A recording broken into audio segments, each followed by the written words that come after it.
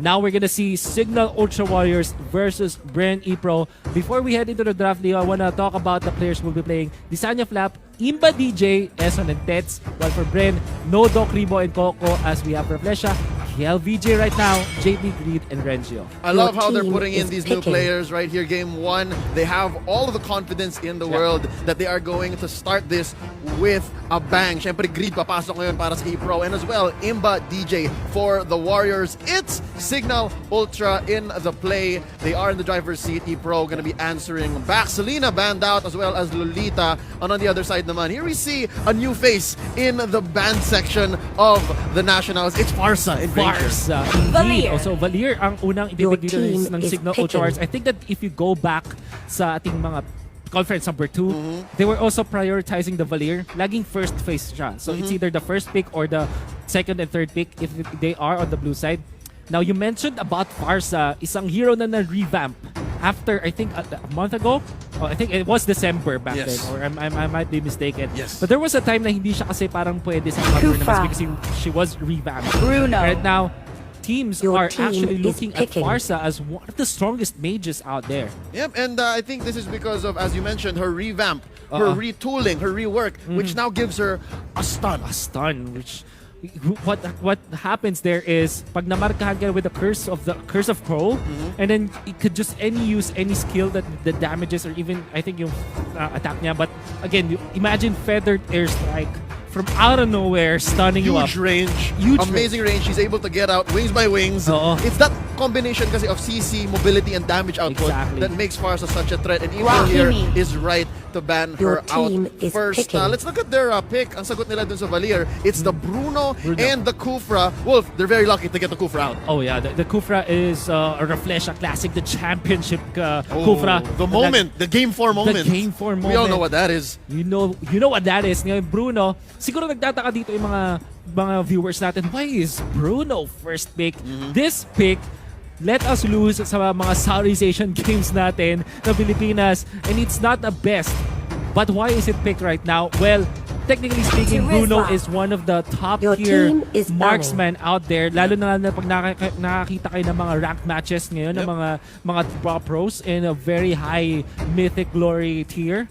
At napakalakas niya in terms of snowballing if you play your cards right in the early game. And it also benefits so much with that red buff na bagong-bago sa meta natin. Yeah, which basically gives you true damage upon hits. Not just attacks, not just skills, any hit. Any hit. So this is a safe pick for a Bren Epro. And we were discussing off the air how small now the window for marksmen are. So keeping this Bruno here and just picking up the good supports, picking up the nice structure for essentially this Bruno to flourish is what Bren Epro is going to go on. On the other side, let's look at what the Warriors are bringing in. It's Kimmy and Grak. Oh my God, nalusot ng Bren dito yung Kufra, pero sabi ng Warriors, sige, amin yung Grak. Amin yung Grak, amin yung Kimmy. This is the classic Kimmy lineup, and I think that they will put this Valier into the support role. And imagine because they already have the Grak. Imagine this damage from long distance by Cignal Ultra Warriors. This is a classic lane banned by Bren Epro. I thought that they might use it, but because Valier is good versus Kimmy and Valier. I mean, Ling is good against Kimmy and Valier, but because they already have their position 1, yung Bruno nila existed na, so hindi na sila din magliling. I wanna talk about this 3-star real quick kasi I think it's good laban sa isang Kimmy, but not necessarily against Valier, which is based on your HP. So let's see. I think this Gord is gonna be a core for Bren Epro. We'll see. That's gonna be a strong mid here for Bren Epro. And that shows us exactly how powerful Valier is. We always kind of discount Valier these days. Inisip natin, hindi naman siya worth first pick. Dapat yung Kimmy inuna nyo or Grak. Pero I like what Cignal Ultra Warriors is doing here. It's a very utilitarian Valier because it saves their Kimmy from the potential dive. You can push people back. Exactly. Right, with the torrent. Which, you know that sobrang taas ng value na out of those pushes. Wow, this is interesting. Cignal Ultra Warriors, if you look at their lineup ngayon, ito yung pinaka-komportable na spot. Imagine, Conference 1, medyo ganito yung recipe nila. I mean, Xborg and Valier, hindi sila yung kasama dun sa meta na yun, but it kinda fills the same role as something like yung mga support nila na the Franco, or I think that they run Tam support then as well. So, Xborg is either gonna be an offlane or support, we don't know. And then, of course, Gushon is gonna be their mid laner. Napakaganda against all of these heroes na medyo tambay sa likod. Bruno at si Gord, they want to stay in one position and just deal the damage from but Gushon does not allow you to do that. Gushon with Desanya will pierce through. I really like what's happening here. If you guys are a long-time Mobile Legends esports fans, itong Cignal versus Bren, El Clasico to eh. You guys have seen several incarnations of this matchup, and how perfect that we're opening it up in the season finale right here. And I just gotta bring up how each pick, especially in the later phase of this draft, it seems to counter each other. Diba nabanggit mo? Exactly. Na ang sarap pasukin nung likod, ang sarap pasukin nung Gord, ang sarap pasukin nung Bruno. But they picked up the choke, which basically stops the Xborg. You just wave the dragon that last insanity out. Wala na. It's such a good chess match. Ito nangyari ng draft natin dito. Na talagang palitan. We don't know who outright won the draft, but each team does have their win conditions. Medyo, I hate myself na hindi ko naalala na El Clasico nga pala to. This is indeed El Clasico. Siguro may mga ibang players na dyan, but this is still Bren, Epro versus Cignal Ultra Warriors. And we'll see now kung ano magiging resulta. I think, now since Flap is gonna be the marksman, Eson the offlaner. Wow. What a switch up here. What a switch up indeed. Real hot. It starts up in mid. Ladies and gentlemen, welcome to Game 1 in the best of 3. It's the lower bracket elimination game in the season finale between the Warriors and Epro. Pakilala natin ang ating mga team. We have Cignal Ultra Warriors, Desanya on that Gush, on the classic Flap on this Kimmy, Imba, a DJ, the new player. Now the Valier Eson on this Xborg, and Tets with the Grok. Epro got Raflisha on that tank. Show Kill VJ making his debut as Bruno. JP on the Gord. Greed as our Kufra and Renzio on that Terizla. Both teams keeping to their side of the map. Medyo safe sila ngayon kasi hindi pa nila alam kung anong dinadala ng mga bagong players. But you know what? This is a very good aggressive play by Cignal Ultra Warriors. They already got the opposing blue buff. I think they did. No, they actually tried to invade it pero hindi napunta sa kanila. Renzio not looking good here. 3-man coalition from the Warriors. Body of Smith working well for our offlane here. Kahit nagsosolo dito si Renzio, he's doing his best. And that was a failed rotation for the side of the Warriors. Lot of weight now on top for Epro. I want to see this time Eson medyo pinupuntaan ko ng pinag-government. Their first blood from somewhere else. Nabawi! Napakagandang mirror move pala Cignal Ultra Warriors, and that there is without the flicker anymore. Nice onto the top lane though. Eson gonna be pummeled by 3 members of Bren, Epro, and will die. They're trading off-laners here, but Wolf, it seems like the Warriors have their conversion rate on point down. Bottom taken out so quickly underneath 2 minutes. Ito yung nagtataka ko. I really saw Cignal Ultra Warriors invade the blue buff of Bren Epro, but I'm not seeing another blue buff. So it's on the Gushon and 2 red buffs, one of the Bruno, one of the Kimi. Does this mean na nag-double blue buff sila sa Gushon, which actually is not that much of a problem, but you give a lot of farm to your Gushon, which is good. That's here, taking so much damage. JP taking him out. That was the bush of death. At sabi ng Epro, bawi tayo. Let's take that top tower. 20 seconds in, and I think that's the story of this game already. We're seeing it called, but our players seem to be maybe 2 steps ahead of us. Yeah, they are. Now the stun onto Flap, but Flap able to run away. They have to be careful of Greed here. Ito na, kumakasa na nga. Tatama ba ang kanyang Tyrant Spirit? Will hit onto 1, but the defense is there from Cignal Ultra Warriors. They will fend off Bren Epro. Medyo mali yung tinalan nandun ni Greed, and he's taking so much damage, mga kaibigan. Last insanity coming in. Eson not getting much in there. Taken out by JP with the Mystic Gush, and that is a dive too deep for our Xborg. Mga kaibigan, nagpupush na dito ang Cignal Ultra Warriors. There goes the wild charge. There goes the wild charge, but there is the way of the dragon para mapag-defensa dito, but Cignal Ultra Warriors, they don't really want to get a kill. They just want to go for the turrets. But of course, hindi nila nagawa yan dahil na-clear out na yung minion wave. With Bren Epro, they might go for the turtle this time. We'll see. They have 4 members around the turtle area. Nice drop block in there. But Raflesha finds an opening. Here comes Greed with the jump. But Imba DJ able to run away. Turtle will be taken by the Gushon. Ngayon si Raflesha neta mapapasama dito. They do out the damage with Kimi. Point blank range. That was a good rotation from the Warriors, starting with a take from the Little Wanderer, turning it into an engage underneath Turtle. Kahit apat sila doon, kahit fresh yung mga members ng Bren Epro, they could not have come back. Kasi nag-recover na sila eh. Yeah. Again, if you guys have just jumped back into Mobile Legends after a big update, I think at the start of the year, the Little Wanderer was a little addition to the map. And that essentially gives your team some regeneration if you take it out. Ang tawag nga ng mga pros ngayon dyan is healing galing. But a Little Wanderer. Again, there's another take on it. Yeah. So easy na heal siya, of course, what you can get. And a lot of gold in the early stages of the game. Ang taas ng value nun actually, mas mapapabilis yung pagkuha ng items ng mga mid laners ngayon comparable to the previous patch. Iba din siya. Look at that push, but of course the way of the dragon in there. Able to take down now. Flap in trouble against 4. Kaya ba mag-survive? Mukhang hindi. Na-stun na nga siya dito. Will try to deal the damage, but it will not be even close. As Bren Epro snatches 2 kills. Rafflesia using Brave Smite there to his advantage, healing up as he moves out. Here we go, engaging once more onto Tets. There's another gush by JP, but Tets is going to survive. Eson jumping in with the last insanity, taking out Yell VJ, and there's an off-cam kill onto Greed, ladies and gentlemen. Wow. Fights on both ends, mid and bottom. Na-depensahan yung bot, pero yung top, yung mid, makuha na. And here's another fight. Here's another fight. Indeed, Tisanya being caught, but of course the lifesteal in their spell bomb. And a pato, Tisanya survives with a sliver of health. And they get 2. The stun connects onto 1. Pero dito yung Teresa with the penalty zone. Mystic Project in there with the gush. Not even close para sa ating Gord, but they do run away. Cignal Ultra Warriors, however, gets away with life on this cushion. Bloodlust axe being picked up now by Eson. He's able to engage a little more and for much longer. And here's a potential Turtle take. I love what Desanya's been doing with his retribution. Napaka on point ng pagkuha niya, especially with the first Turtle of the game. Yeah. And here's another potential engage. Epro gonna be cleaning up mid first. Wolf, mukhang nagbabawian sila dito, but it seems like Epro is on the back foot. Yeah.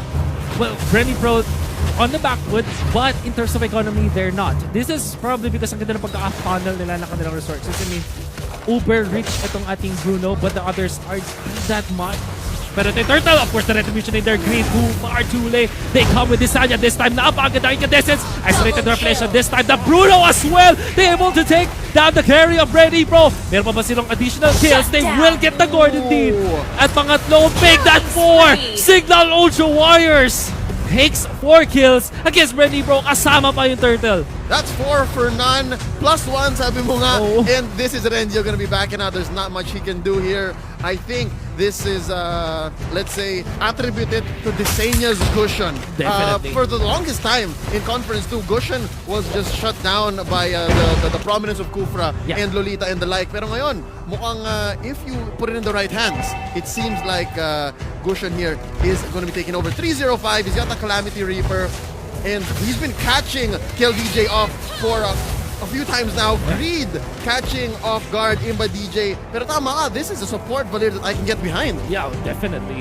Napakaganda na kaniyang pagkaka-position, I guess. And always finding the right targets. I mean, na-isolate nila si Rafflesia at si Greed away from Bren Epro. And because of that, yung mga nasa backlines, which we talk about, yung peel mechanic dun sa may backlines, nagawa nga natin. Una namatay yung Bruno as well as the Cord, which you know, so much gave Cignal Ultra Warriors a lot of mileage in terms of winning that fight. Without the damage from Bren Epro, hindi nila magagawa, which this makes it very interesting.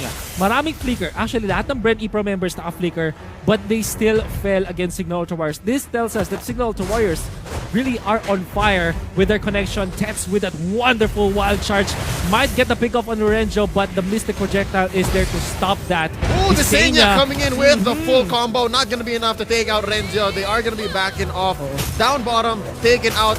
Plus this buff steal. Gutom na ang Bren Epro. They're down 3,000 gold. All of a sudden. Nag-rubber band lang yung Cignal Ultra Warriors. That's true. They opened up the 800 gold lead. Tapos after that 4-for-0 take, this is them just going into the driver's seat. But there will be a retaliation from Bren Epro up top, able to take out Eson and isang turret na kapalit ng isang turtle. So that's two... Oh all three. I mean, two tier 1s and one tier 2 turret taken by Bren Epro. But Cignal Ultra Warriors, they want to push this middle. Nice dodge mula kay Flap dito with a red and a blue buff. But onto the middle, nice one charge naman with the flicker in. Disanya, can he get a kill onto KLVJ this time? But no. Oh, KLVJ taking out Bets. Here we go. It seems like our new boy debuting is online, but he's taken out by Disanya just as we say. Greed taking so much damage from Flap here. Flap face first into the wave of the dragon. I think he purified that. He did purify. Very nice timing. Going to get away. Greed, kaya mamatumakbo. Naku po! Kamuti pa mga TV. Kinamama pa ng maximum charge ng Eson. Flickering in forward. Want to go for Reflection with the slows. But Reflection, of course, that is a chow. Ito na ba? Yung wraparound mula kay Flap. Wala ka na taas sa baba. Paligiran ka na namin. Disanya as well as Flap in there. They'll get the kill. Onto the chow. Apat na naman ang nakuha ng Cignal Ultra Warriors. Once more, Renzo here having survivor's guilt. Siya na lang ang natira. Wow. But I think he's still doing his job right. He is defending. He's staying where it's safe. If he did push in, he forced the issue. Mukhang mas lalong mababaon ang Bren Epro. Yeah. They are currently down 4,000 gold. Again, it's ever growing. Yeah. Muntik na makabawi doon si KLVJ as he was trying to penetrate up top. Pero mukhang the movements and the synchronicity of Cignal Ultra Warriors, it seems to be on point. These new players coming in, it seems to be a non-factor. Definitely not. Cignal Ultra Warriors, if anything, and when you look at them right now, they look like a team na hindi na pe-pressure at all. I think that a lot of people talked to me earlier kung sino mananalo about Cignal Ultra Warriors and Bren Epro. I told them na may team ako na Cignal Ultra Warriors can pull this off even after that conference 2 result, because right now it seems like they aren't pressured at all. If you look at them before this match, pag nakita mo sila, parang ang saya nila. Yeah. There seems to be no pressure at all for Cignal Ultra Warriors, and it's very good to play at that rate. Kapag wala ka, nothing to lose, nothing to gain, you will have a better game comparably, and this really shows up come game number 1. And I'm excited to see this. Ladies and gentlemen, first floor taken out by Disanya, and they are going to engage here. They're not exactly hurting. Nice grok block put up there so that they can disengage. Wolf, let's talk about Disanya. Right now, he is taking off, and it's not because nagkamali naman yung Bren Epro. I mean, Greed is still putting up the Tyrant's Revenges the right way. But you know, those two first turtles, it's gone a long way for Disanya to take over. And not only that, ang ganda rin yung pagkagamit niya na turtle. Paggamit ng Retribution against the turtle, really fine place. And also, yung Cignal Ultra Warriors, yun yung advantage nila. Walang Retribution ng Bren Epro. So, really, in contests of turtles, laging disadvantage ang Bren because they don't have that burst damage against the turtle, courtesy of the Retribution. Which is, I think, evidence here of how Conference 2 Cignal Ultra Warriors engage. But let's talk about this right now. Big fight down bottom. Greed coming in. Last Insanity being used by Eson already. Renzo taken out by Mlbb. Making a double kill. Greed going down. Disanya taken out by KLVJ. Oh my god, KLVJ now on a double kill. Eson looking really low. They are gonna disengage. Gosh here being used by JP. A successful defense by Epro. Not all thanks to that initiation mula kay Greed. If you look at it, hindi siya yung parang big ticket ultimate na 4 yung tinamaan or 3 yung tinamaan. Only 1, but a very crucial member from Cignal Ultra Warriors. Isolating the core members. Kaya nga naman nung tumalon na si Eson with that last Insanity to follow with Disanya, there wasn't any follow-up from Cignal Ultra Warriors. So parang nahati ng 2 units ng Cignal Ultra Warriors, and that's not what you want to play with if you are playing on the side of the Warriors. Now, Bren Epro able to defend because of that. And syempre, you cannot discount the fact that this is still Bren Epro. If there will be defenses, kung lupit pa rin na kanilang mga experience dito, which kind of makes me think, Raflesha is not playing the Kufra, by the way. And Greed really showing up even with this Kufra. Yeah, they have all the confidence in the world na ibigay kay Greed itong Raflesha. And Renzi here just doing his best to just check into that buff. Oh my god, the bush, I'm sorry. There's a grok block. Renzi using the flicker. Wild charge already committed here by Tets. And there's a power of nature. Renzi looking really low. Shield being put up right here. JP with the gush just to clear the wave. And that is going to be a successful defense. KLVJ and the gang taking out bottom. Nice distraction tactic by Bren Epro. Up top, sabi nila, bigyan natin ng konti. Kaya naman ni Renzio at ni JP yon. And let's slowly get back into this game. Yeah, I like how Bren Epro are reacting to this. Yeah, surely they have lost the previous fight. Surely nawala yung Turtle Sara and Cignal Ultra Warriors are pulling ahead in terms of economy. But that should not end there. Iba talaga ang nakukuha ng mga teams sa expert with playing from behind, and Bren Pro are showing that. Like, they're finding ways to still have a win condition into this game even when they're not fighting. Like you said, yung distraction nga na ginawa nila dito sa may top lane was enough to force Cignal Ultra Warriors back. And I like the management of resources mula sa Bren Pro. Ginamit nila yung gush, yung Mystic Gush mula dun sa board. Instead, sa heroes, doon sa minion wave. Yep, it was very important. And here we see now an engagement from the other side. It seems like Bren Pro is going to be coming up from this northern bush, but gonna have to disengage. Hindi tama, hindi akma para sa kanilang diwa. They want to do something very specific, and as you mentioned, they want to get back into this game, and forcing fights is not the way. 14 minutes in, they are still down about 3,000 golds, 5 kills, but Raflisha getting caught out here by Tets with the power of nature. Wild Charge already used by Tets. This is going to be good for Bren. Now Tets will have to run away with the Dragon committed. They are satisfied with this kill if they do get it. Immortality being popped. Round number 2, but Renzo now with double penalty zone. Kumonek na dito sa tatlo, and this could be the comeback for Bren Pro. Last insanity use. Nobody died for Bren Pro. Just a jump in. Wala na naman sa Kufra, and they run away as well. Renzo finally falls, but at the expense of 2 members of Cignal Ultra Warriors. Can they jump in? Iba DJ flickering it forward, but only to fall down from this. Mystic Gush. Oh, Tisanya jumps in forward, gets 1 kill, but will be killed in return. Bren Pro with a 5-man wipe. This might be it, ladies and gentlemen. Top is going to go down.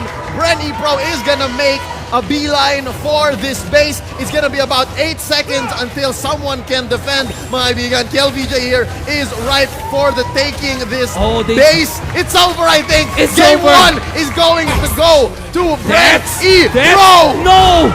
There's a shutdown, but Cignal Ultra Warriors will still bow down. And with a snap of a finger, Bren Pro are able to make it. Sinabi natin kanina, it's not over till it's over. And Bren Pro